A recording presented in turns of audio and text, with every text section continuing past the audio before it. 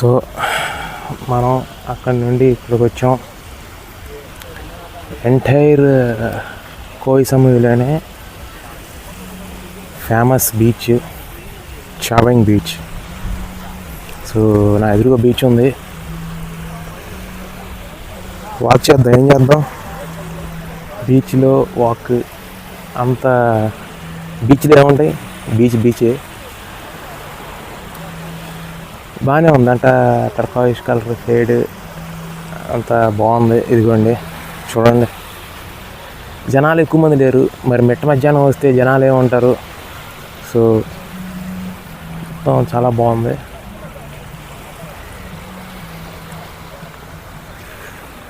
మనం ఏం చేస్తాం, ఒడ్డుకి వెళ్ళి వాకింగ్ చేద్దాం. సాయంత్రం పూట ఇంకా బాగుంటుంది. చూద్దాం సాయంత్రం పూట కూడా ఏమన్నా వచ్చి. మొత్తం అంతా హంగామాగా ఉంది ఎక్కువగా.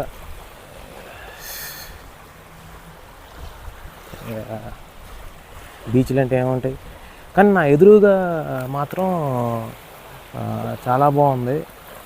యాంగ్మాల స్పాట్ చూడండి, కొండ మీద. కంపల్సరీ అందరూ ఇక్కడికి వస్తారు. చాలామంది వెళ్ళిపోతున్నారు లోపలికి. బ్యాక్ సైడ్ ఎంత లోపలికి వెళ్ళిపోతున్నారు అంత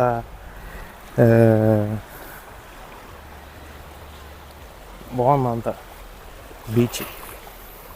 హ్యాపీనింగ్ అని చెప్పలేం, కానీ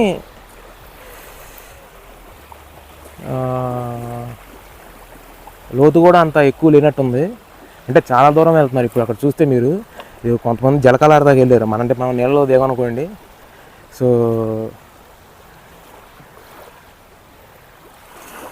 కొంచెం ఒడ్డు నడుద్దాం, మరి ఇసుక చెప్పుల్లోకి వెళ్ళిపోతుంది. అంతా కొంతమంది ప్రైవేట్ వాళ్ళ ఫెర్రీస్ వేసుకొచ్చి మొత్తం హంగామా చేస్తున్నారు. అంతా బాగుంది. ఎదురుగా beach side some resort private villas, వెంకమాల వాళ్ళు వస్తున్నారు. ఎక్కువ అందరూ ఫారినర్సే ఉన్నారు ఇక్కడ. ప్రతి ఒక్క బీచ్లోనే, ప్రపంచంలో ప్రతి ఒక్క బీచ్లోనే ఇక్కడ కూడా డివైడ్ అయి ఉంటాయి. ఫ్యామిలీస్ ఒక ఏరియా, యూత్ ఒక ఏరియా, ముసలోళ్ళు ఒక ఏరియా అని. డివైడ్ చేయొద్దు, కానీ ఉంటుంది.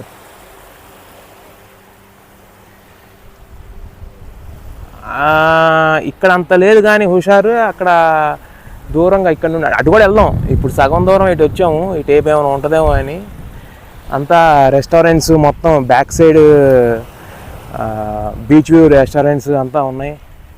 కానీ అక్కడికి వెళ్ళి చూడండి, వాళ్ళు జెట్ స్కీస్కి వేసుకొచ్చారు చాలామంది. మరి థాయిలాండ్ అంటే జెట్ స్కీ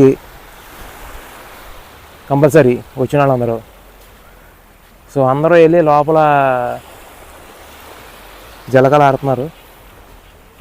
అటువైపు కూడా మనకి జెట్ స్కీసే ఉన్నాయి ఎక్కువ. ఇటు సైడ్ కొంచెం ఇది. అయితే మిట్ట మధ్యాహ్నం 12ంటికి ఇదిగో బీచ్కి వచ్చాం. బీచ్ రిటర్న్ టైమింగ్స్ ఏముంటాయి అంటారా, ఏముండవు.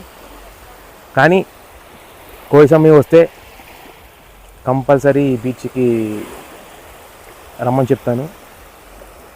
సో బాగానే ఉంది. కాకపోతే ఈవినింగ్స్ వస్తే కొంచెం హడావిడి, జనాలు ఎక్కువ ఉంటారు అంట. అంతకంటే మించి ఏమీ ఉండదు. ఇక్కడ ఒక ఏజ్ అంటూ లేదు.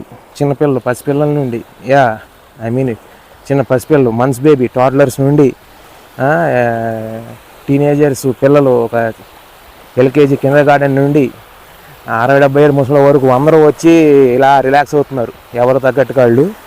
సో ఇక్కడ ఏజ్ రిస్ట్రిక్షన్స్ ఇవన్నీ అందరికీ రావాలి. ఏమన్నా ఎక్కడైనా బీచ్కి రిస్ట్రిక్షన్స్ ఉంటాయా? కొన్ని ఉంటాయిలేండి, వేరే విషయం.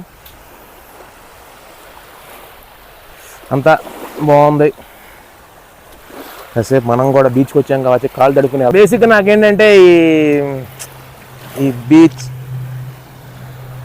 అంటే ఇండియాలో కూడా ఎంత సీ కోస్ట్కి దగ్గరగా ఉన్నా బీచెస్ ఓకే, కూర్చుని ఒడ్డును కూర్చొని ఎంజాయ్ చేస్తాం. కానీ దిగి జలకాలు ఆడతాం అంటే నాకు ఎందుకు ఆ సాల్టిష్ వాటర్ నాకు అంత స్మెల్ను అంతా పడదు కొంచెం, ఎక్కడికి వెళ్ళినా అంతే. ఏదో వదిలి కూర్చొని ఎంజాయ్ చేస్తూ ఉంటాం. సో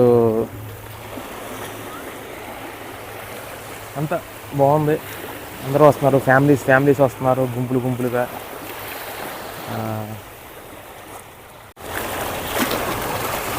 అంతే, ఎందుకంటే ఏం చెప్తాం. బీచ్ల్లో ఇక్కడ చూడండి, ఈ సైడ్ ఏమొచ్చేసి ఇదంతా మనకి బీచ్ సైడ్ ప్రైవేట్ రిసార్ట్స్ ఉంటాయి కదా. సో అవన్నీ ఆపోజిట్లో ఈ చెట్లు ఎంకమాలన్నీ మీకు చిన్న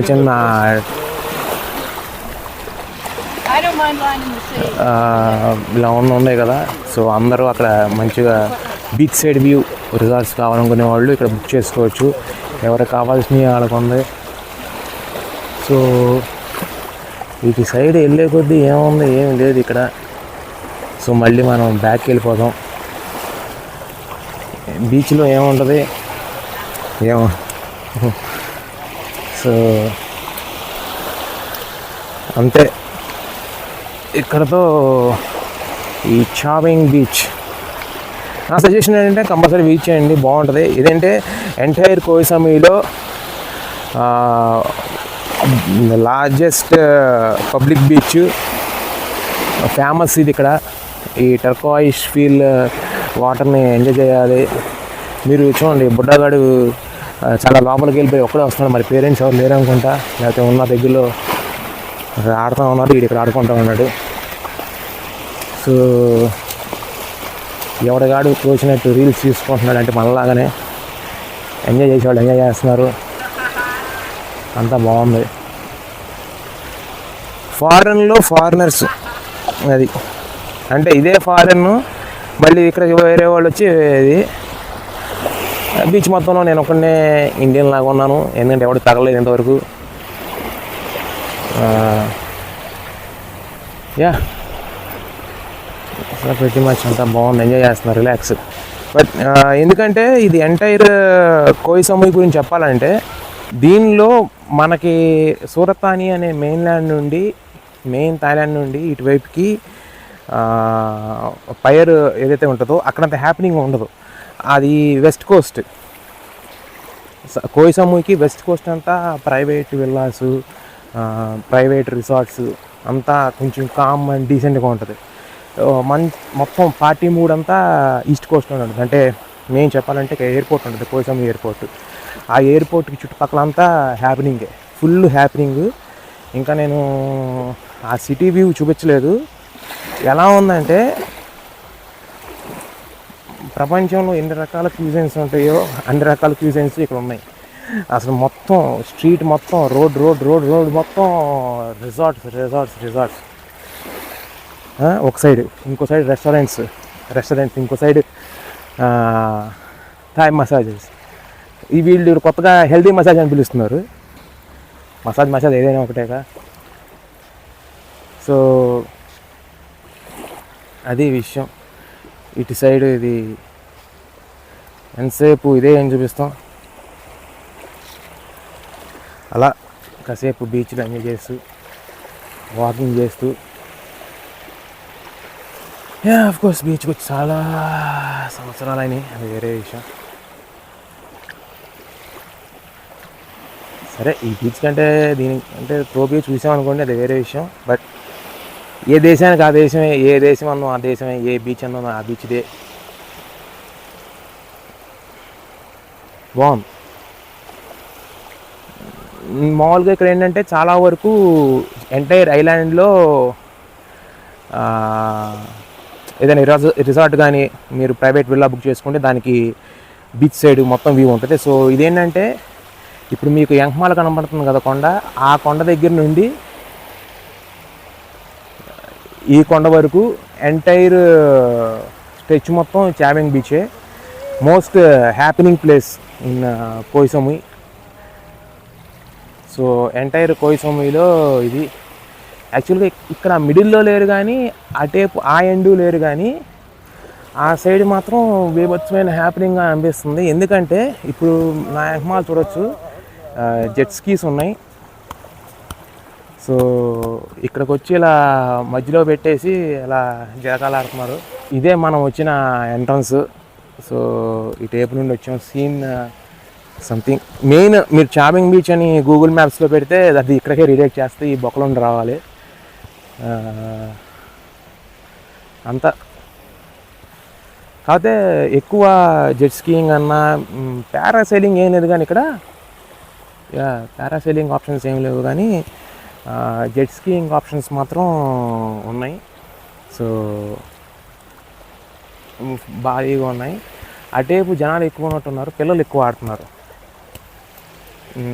ఫ్యామిలీస్ అందరూ అటు సైడ్ ఉన్నారు, మిగతా కపుల్స్ అందరూ ఇక్కడ, మేము ఉన్న సైడ్. ఇది చూడండి, వెంకమాల పాప పరిగెత్తుకుంటూ వెళ్తుంది, వెళ్ళాక ఉరుకుద్ది, అదే జరగబోయేది. సో బాగుంది, ఎంజాయ్ చేస్తున్నారు అందరూ.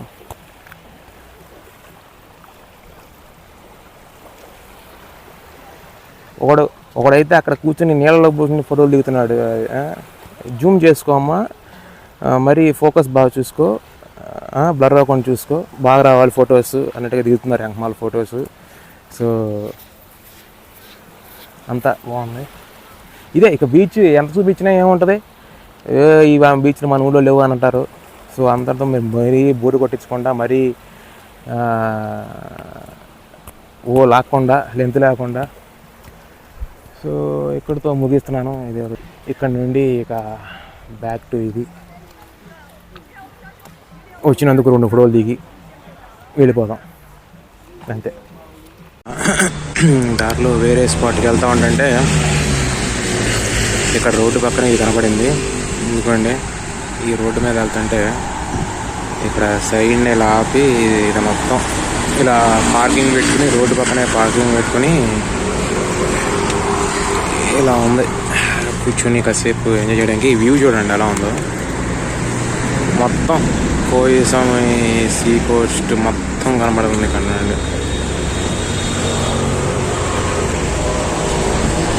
ఇదంతా గల్ఫ్ ఆఫ్ థాయిలాండ్. సో మనం కోయిసముకి ఈస్ట్ సైడ్ ఉన్నాం.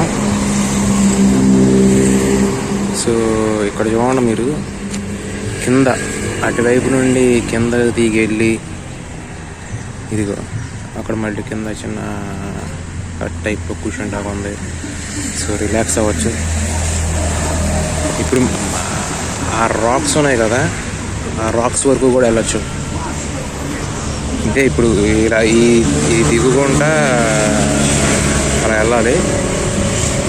సో లేకపోతే ఇక్కడ కాసేపు కూర్చుని ప్రశాంతంగా బీచ్ పాయింట్ని ఎంజాయ్ చేస్తూ అలా ఎంజాయ్ చేస్తూ ఉండొచ్చు.